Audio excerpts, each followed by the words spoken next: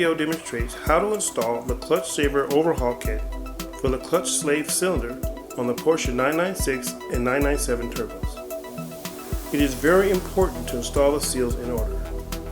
Please install the O-rings in the order they are numbered on the O-ring template.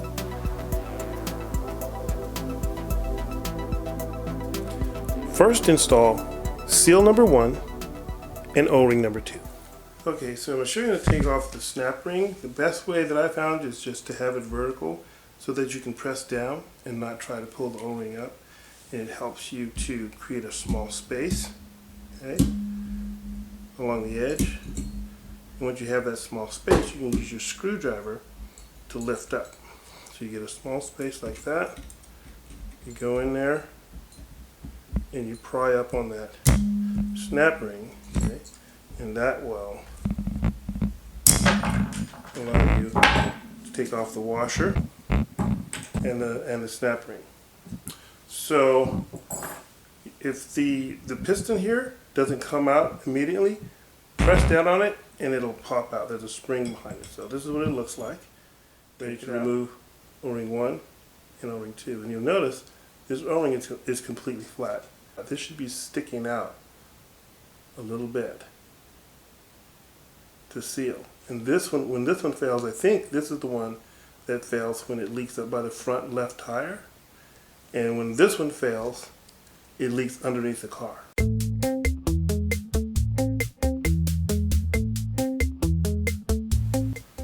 So there's the spring. It goes in large end first, small end second. The best way that I've found to remove O-ring number 1, I'm going to do this first, is to use a flathead screwdriver and just go into the back like so. Right down in the back. And you don't want to scratch the surface where the O-ring rests. So you want to be very careful. Then pry gently up and work your screwdriver across. Get it underneath it and work it all the way across until it looks like that. And then pry it off. And then work it off with your fingers. And that's how you get number 1 off. And it just slides off the rest of the way. Just goes right over this part. And you make sure that it's going on in the correct orientation. You want the open side facing this way. Okay? You want it going like so. And then you want this side open, or your clutch will not work. Then just slide the new O-ring on. Put one side on with your fingers and just work it around. Work it around and around like so until it goes on just like a tire. And you're done with number 1, and number 1 is the hardest one. All the rest are easier. Next, replace O-ring number 2, taking care not to scratch the mating surface below the O-ring. Gently pry the O-ring out of its groove. Don't damage the supports. And work the screwdriver across to remove the O-ring. Take the O-ring off, set it aside. Install the new O-ring by hand. Put it in the groove between the supports and work it around like so.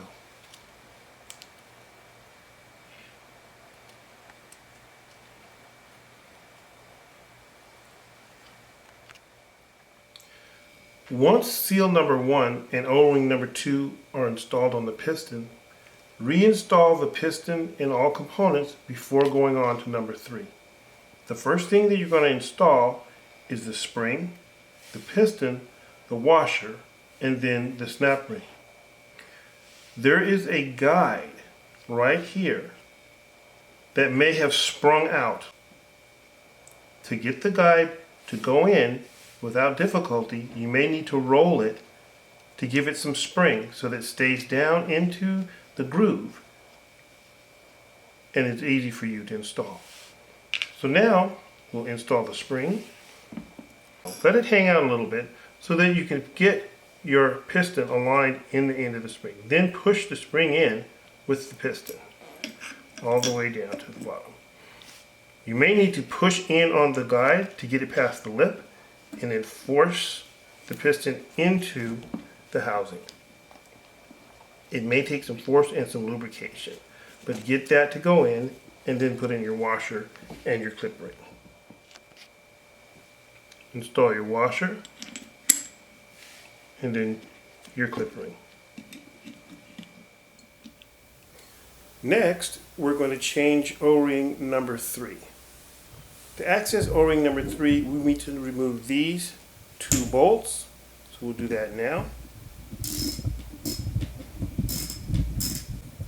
There's a spring inside that pushes out on the fitting.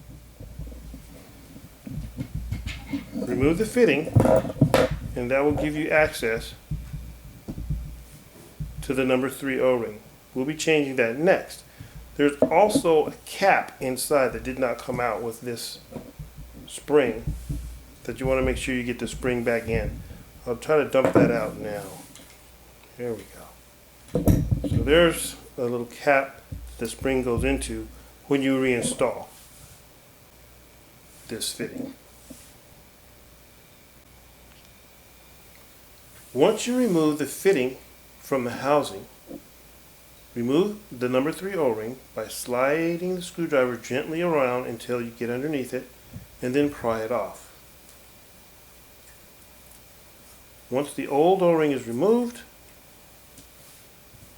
install the new O-ring by hand, simply by stretching it over the end of the fitting and into the groove. Then take your spring,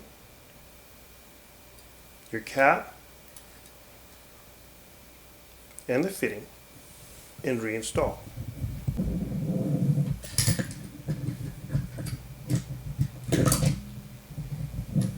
There will be spring pressure, so align your screws and use the screws to pull the fitting down. Hold the fitting down and get your screws started by hand. Then gradually tighten the screws down incrementally until the fitting is flush. To access O-rings 5 through 9, you have to remove this plate. And to remove this plate, you have to remove these screws. So let's do that now to access the pistons below that need to come out to let us get to those O-rings.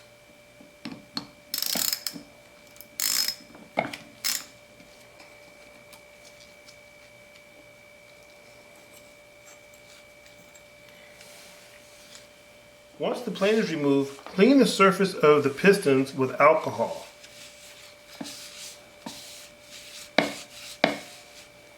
Once the piston surfaces are clean, we're going to glue bolts to the top of the pistons.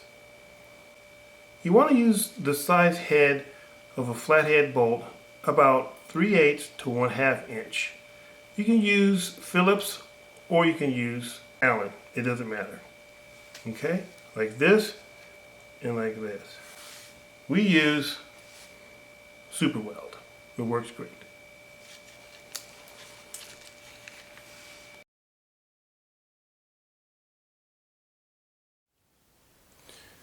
Next, we're going to install the number 4 and number 5 O-rings by removing this piston, the one that's closest to the main thrust rod. The way you get it to come out is you want to apply firm, constant pressure when pulling up on the bolt. These are often very, very tight.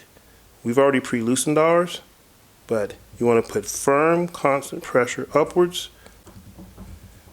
and it will come out gradually. You can see it coming up, and it'll come out like so. And there is number 4 and number 5 O-rings. So we'll be changing those next. Okay, so first we're going to change number 4, which is on the outside. We work from the inside of the unit out. So this is 4 and this is 5. So just as with the others, we're going to take the screwdriver, gently work it to get the O-ring off of the cylinder. Okay, and we're going to take that off. And then we're going to put on number 4. Do that by hand. Just slide it on and roll it into the groove, like so. Next we're going to do number 5. Same way, work your screwdriver under the O-ring, remove it from the piston, and install the new O-ring. Put it in the groove, and like so, and work it around. Once you're done, reinstall it right away before we go to 6 through 9. Okay, so now we're going to pull out the final piston. And I want to point out one little minor detail that might be helpful if there's a little confusion. The 4 O-rings that go on the 2 pistons in this opening are 6, 7, 8, and 9.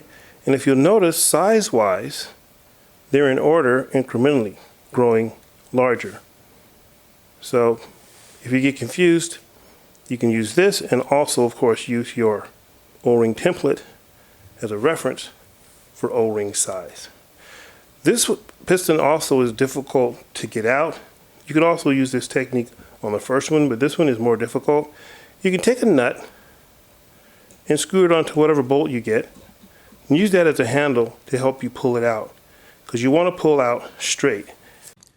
Pry straight up on the nut so that you don't create a moment and accidentally break it off. Screw it down to give yourself better leverage, and then with firm, even pressure, it'll pop right out.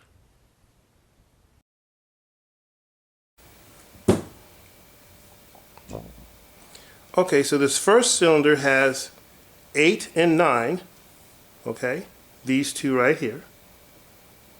These are O-rings to go on here. And the second one, you want to try to get a small magnet, okay, a little magnet that I made out of a pin. And there's a little pin in the middle. That's how you take out the second one for 6 and 7 O-rings. Okay. Everything else is aluminum. You want to make sure you don't lose this little rod. And be careful, because there's a ball bearing in there that can fall out. So you want to try and keep it like this if possible. There's another fitting and another on the ball bearing that don't need to come out. So you don't want to pull this out sideways. Otherwise you're going to have to get those realigned. Okay, so now we're going to change 6, 7, 8, and 9 in that order. So we'll start with this one, just like before. This is O-ring number 6. Take it off gently, not scratching anything, and we'll install the new number 6 right here. Okay. Next, we'll install number 7. Take off the old, gently, do not scratch. And all of these pieces come apart, so you want to be careful. Okay? These come apart, they come off of that little rod. But don't worry about it, it just all goes back together. And then we're going to install number 7. Same way. Just like that. Put it down. Next, we're going to install 8 and 9, same way. Remove number 8. Gently. Take off the old O-ring. Install the new.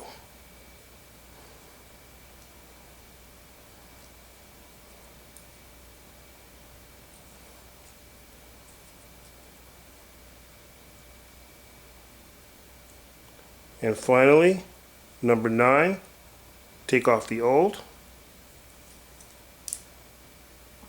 install the new. You can do it by hand. You don't even need your screwdriver. Just install it into the groove and work it around.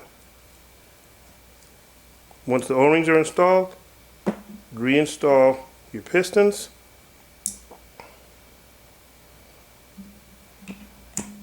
Move that to the side and reinstall your final piston. Okay, so the second piston is spring loaded, so you're not going to be able to push it all the way down flat like this one manually. So to get your bolt off, you want to press down against that spring pressure like so to get it down as far as you can, and then tap gently on it to tap loose the glue like so. Then we can use the plate to force it down with the screws. So we'll do that now. Put the plate on, and you want to go ahead and just work it down. Use your screws to gently press the piston back into the cylinder. And alternate between these two to get the piston to go down evenly.